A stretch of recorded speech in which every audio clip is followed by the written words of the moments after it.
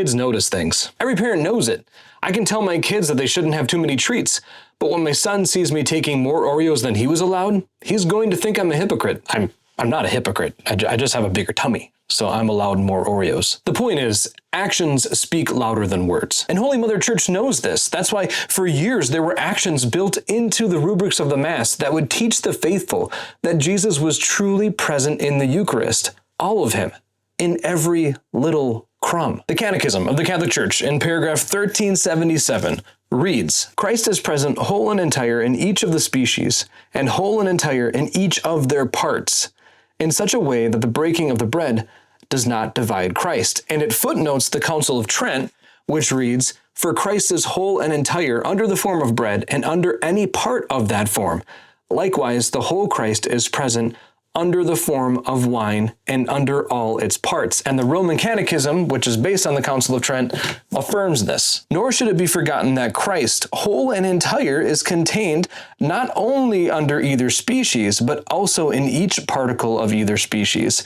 Each, says St. Augustine, receives Christ the Lord, and he is entire in each portion. And the Church Fathers affirmed this. Saints Cyril and Ephraim, along with Origen, said something similar to what Tertullian says here. We take anxious care lest something of our cup or bread should fall upon the ground. And it's because of this reality that a praxis developed, the use of this.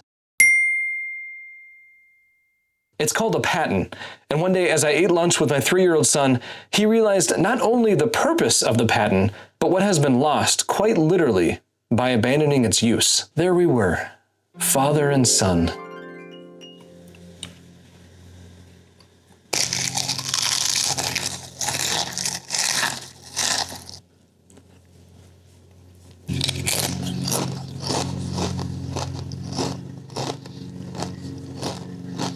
They put the plate under your mouth to catch the crumbs.